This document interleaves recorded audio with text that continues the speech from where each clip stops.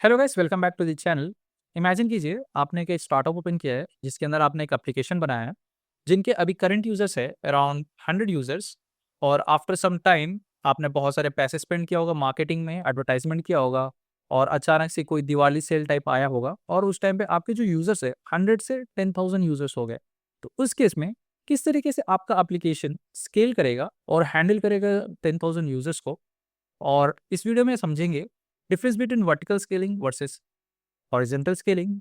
और इंटरव्यू में बहुत हाई चांसेस होते हैं, अगर आप सिस्टम डिजाइन इंटरव्यू में बैठ रहे हो तो ये टॉपिक आए।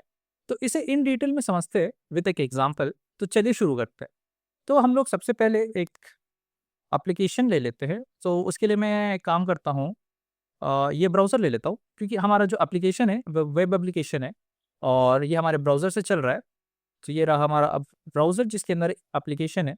और जो एप्लीकेशन है ये किससे कम्युनिकेट कर रहा होगा? एक सर्वर से, राइट? सो मैं एक सर्वर भी ले लेता हूँ। तो ये रहा हमारा सर्वर। और जो सर्वर से किस तरीके से कम्युनिकेट कर रहा होगा हमारा web web application? Through API, right? तो जो हमारा एप्लीकेशन है वो एक रिक्वेस्ट करेगा और स्मॉल में लिखते हैं, रिक्वेस्ट करेगा हमारे सर्वर को। और हमारा जो सर्वर है रेस्पॉन्स देगा आफ्टर कंप्यूटेशन बैक टू हमारे ब्राउज़र,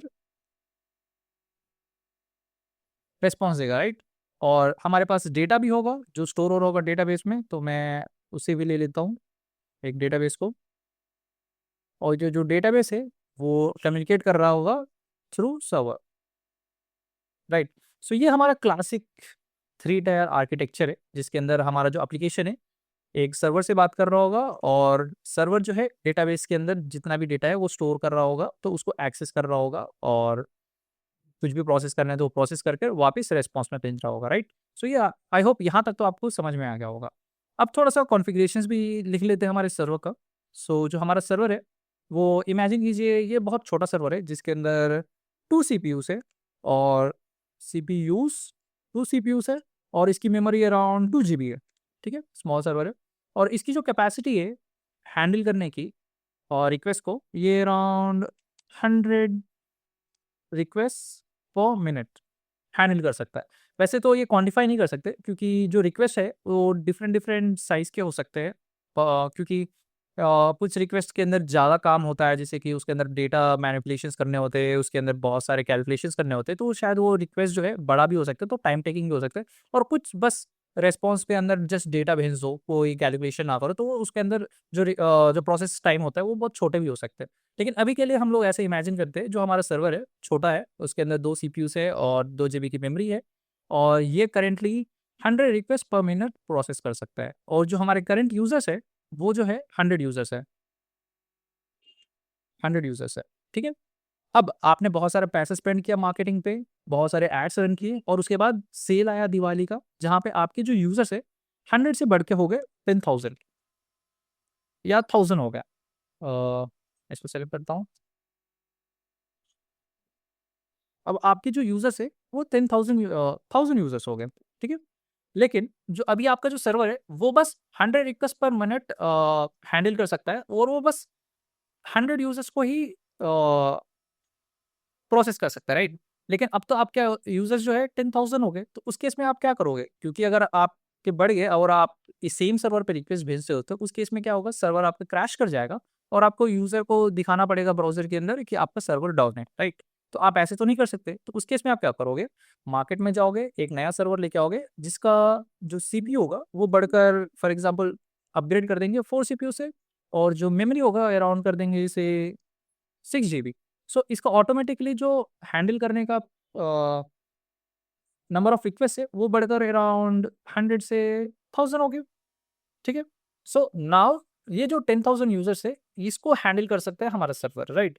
लेकिन अगेन थोड़ा सा टाइम बीतता है और जो हमारे यूजर्स है 10,000 से बढ़कर सॉरी 1000 से बढ़कर 10,000 यूजर्स हो गए, ओके? तो इस केस में अगेन अगर आप सेम यही सर्वर पे अगर रिक्वेस्ट भेजते हो तो अगेन आपका सर्वर क्रैश कर जाएगा। तो उस केस में आप क्या करोगे?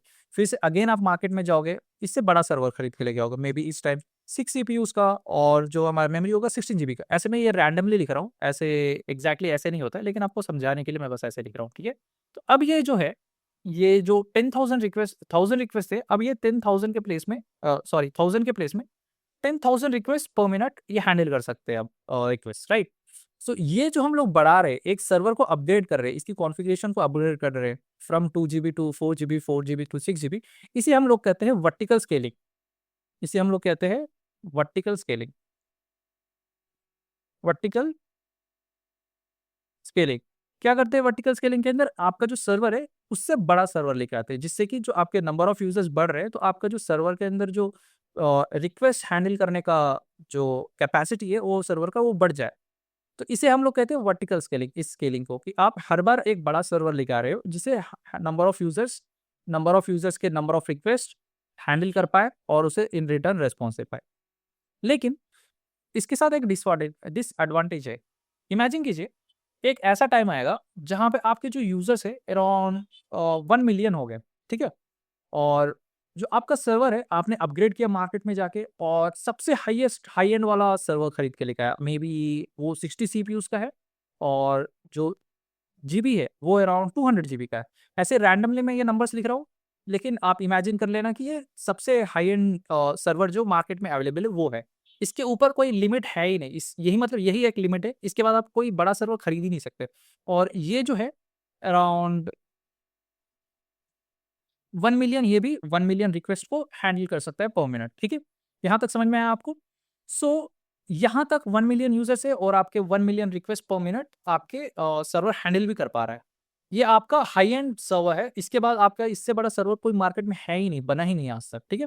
ये वाला सर्वर हम लोग यूज़ कर रहे हैं। लेकिन जब 1 मिलियन से अगर आपके कस्टमर्स 10 मिलियन यूज़र्स हो गए, उस केस में तो आप अगर ये वाला सेम सर्वर पे रिक्वेस्ट भेजते हो, तो ये सर्वर क्रैश कर जाएगा। और आपके पास कोई ऑप्शन भी नहीं है, राइट? कि इससे बड़ा तो सर्वर है ही नहीं मार्केट में। तो उस केस में आप क्या करोगे? उस केस में आप क्या करोगे? आप उस केस में करोगे हॉरिज़ॉन्टल स्केलिंग। क्या करोगे? Horizontal scaling. Horizontal scaling. तो उस केस में हॉरिज़ॉन्टल स्केलिंग के अंदर क्या होता है? आप क्या करोगे? जो सर्वर था हमारा, इसी तरीके का एक सर्वर खरीदेंगे और यहाँ पे हमारे एप्लीकेशन में, यहाँ पे हमारे सर्वर के अंदर जो पहले एक सर्वर था, अब उसके प्लेस में हम लोग 2 सर्वर यूज़ करेंगे, ठीक है? लेकिन एक इसमें इश्यू है, जो हमारा एप्लीकेशन है उसको कैसे पता चलेगा कि कौन-सा रिक्वेस्ट इस सर्वर पे भेजना है और कौन-सा रिक्वेस्ट इस सर्वर पे भेजना है, राइट? तो इसके लिए हमारे पास एक और एक सर्वर बीच में आ जाएगा, जिसे हम लोग कहते हैं लोड बैलेंसर। तो ये मैं इसे इंट्रोड्यूस करता हूँ यहाँ पर। तो हमारे पास एक और एक बीच में सर्वर आ जाएगा, इसे हम लोग कहते हैं load balancer. Load load balancer, ठीक है? तो जो हमारा रिक्वेस्ट है, वो पहले लोड बैलेंसर के पास आएगा। इसे मैं थोड़ा-सा नीचे कर देता हूँ, ठीक है? और लोड बैलेंसर क्या करेगा? ये सेंड करेगा रिक्वेस्ट सर्वर 1 पे। अब जो दूसरा रिक्वेस्ट आएगा, वो सेंड करेगा दूसरे सर्वर पे। और इसके अंदर भी अगेन आप सेम कॉन्फ़िगरेशन लेना है तो सेम कॉन्फ़िगरेशन का सीपीयू ले लो और सर्वर ले लो, या इससे थोड़ा-सा छोटा, अगर आपके पास पैसे कम हैं, आप छोटा सर्वर लेना चाहते हो, तो इससे थोड़ा छोटा सर्वर ले सकते हो विथ थोड़े लेस कॉन्फ़िगरेशन, राइट? या आप चाहो तो हाई एंड वाले सर्वर्स ना लो। आप जो इनिशियल जो हमारे पास 4 GB CPU 4 CPU with 100 GB या 4 जीबी 8 जीबी रैम था, मेमोरी था, उस तरीके के आप मल्टीपल सर्वर्स ले लो। ज़रूरी नहीं है कि 2 लो। अगर आपके पास अभी 10 मिलियन यूज़र्स थे, तो आपका जो एक सर्वर था वो 1 मिलियन यूज़र्स को हैंडल कर पा रहा था। तो इस तरीके के आप 10 यूज़र्स ले लो, 10 सर्वर्स ले लो। तो इससे क्या होगा, आपके 10 मिलियन यूज़र्स हैंडल हो जाएँगे। इसी तरीके से अगर फ्यूचर में 100 मिलियन यूज़र्स हुए, तो आप इस तरीके के जो सर्वर्स है 100 सर्वर्स आप ले लो इस तरीके से, और आपके पास ऑलरेडी लोड बैलेंसर रहेगा ही, तो वो रिक्वेस्ट जो है हर एक इंडिविजुअल सर्वर्स पे भेजते रहेगा और जो रिस्पॉन्स आएँगे वापस लोड बैलेंसर के थ्रू एप्लीकेशन के पास चले जाएँगे, राइट? तो इस तरीके से आपके number of millions of user भी हो गए, बिलियन में भी अगर चले गए, तो ईज़िली हैंडल हो जाता है, राइट? तो इसीलिए जितने भी आपके एंटरप्राइज़ लेवल के एप्लीकेशंस हैं, जो हम लोग डेली यूज़ करते हैं, चाहे वो हो गए यूट्यूब, नेटफ्लिक्स, अमेज़न, जो भी है, वो सब क्या करते हैं, हॉरिज़ॉन्टल स्केलिंग करते हैं। जिसके अंदर आप नंबर ऑफ यूज़र्स जितने भी हो, उतने आप नंबर ऑफ सर्वर्स इंट्रोड्यूस कर सकते हो अपने सिस्टम के अंदर, और जिससे आप अपने यूज़र्स को हैंडल कर सकते हो, राइट? सो यहाँ पे हमने जो बात किया है वो अभी सर्वर्स की बात करी है, राइट? लेकिन अभी जो डेटाबेस है वो अभी भी हमारे पास एक ही है। तो ये जो दोनों सर्वर्स है, ये दोनों सर्वर्स अभी एक ही डेटाबेस से बात कर रही है, राइट? लेकिन डेटाबेस के अंदर भी तो एक सर्वर, डेटाबेस भी तो एक सर्वर है, राइट? इसका भी तो एक लिमिट होगा जिस तरीके से हमारे सर्वर का है। तो उस केस में हम लोग जो हमारा डेटाबेस है उसको भी हम लोग स्केल करते हैं। सेम हॉरिजॉन्टल स्केलिंग भी कर सकते हैं, वर्टिकल स्केलिंग भी कर सकते हैं। लेकिन वर्टिकल स्केलिंग में क्या इश्यू है कि एक लिमिट के बाद आप उससे ऊपर नहीं बढ़ सकते हो। तो आपको हॉरिजॉन्टल स्केलिंग ही करना पड़ता है, और हॉरिजॉन्टल स्केलिंग इतना आसान नहीं होता है कंपेयर टू जो सर्वर है, क्योंकि आप सर्वर के अंदर आप लोड बैलेंसर लगाया और रिक्वेस्ट जो है आप इंडिविजुअल सर्वर पे भेज दी। लेकिन सेपरेट तरीके से हमारा जो डेटाबेस है हॉरिजॉन्टल स्केल होता है, जिसके अंदर हमारे कॉन्सेप्ट्स आते हैं शार्डिंग और रेप्लिकेशंस के। तो उसके लिए मैं सेपरेट वीडियो बनाऊंगा इन फ्यूचर। लेकिन अभी के लिए इतना ही। आपको आई होप समझ में आएगा कि किस तरीके से स्केलिंग होता है। और इनिशियली जो भी एप्लीकेशन हम लोग स्टार्ट करते हैं एज ए स्टार्टअप, वो इनिशियली वर्टिकल स्केलिंग ही करते हैं, क्योंकि एक सर्वर होता है, एक डेटाबेस होता है, और उसको हम लोग अपग्रेड करते जाते हैं। लेकिन जैसे एक लिमिट क्रॉस होता है, उसके बाद हम लोग क्या करते हैं, वर्टिकल हॉरिजॉन्टल स्केलिंग के अंदर शिफ्ट हो जाते हैं, जहाँ पे आप मल्टीपल यूजर्स बढ़ाते जाते एज हमारे नंबर ऑफ यूजर्स ग्रो हो जाते हैं। और हॉरिजॉन्टल स्केलिंग के अंदर एक और एक एडवांटेज ये है कि अगर इमेजिन कीजिए एक सेल आया जहाँ पे आपको 100 यूजर्स आ गए, मिलियंस ऑफ यूजर्स आ गए, राइट? 100 मिलियन एग्जाम्पल सोचते हैं, राइट, ड्यूरिंग सेल के टाइम पे।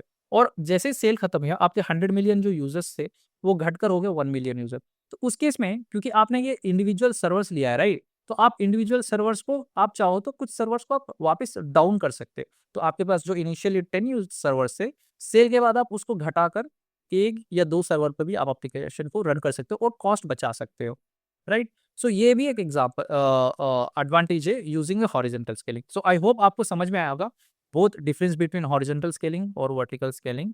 अगर आपके पास कोई भी डाउट हो तो आप कमेंट में प्लीज़ कमेंट कीजिए, और मैं उसे ट्राई करूँगा रिज़ॉल्व करने का, कमेंट का रिप्लाई करने का। और अगर आपने चैनल को सब्सक्राइब नहीं किया तो प्लीज़ सब्सक्राइब द चैनल, और अगर आपको वीडियो अच्छा लगा तो please like the video. Thank you for watching.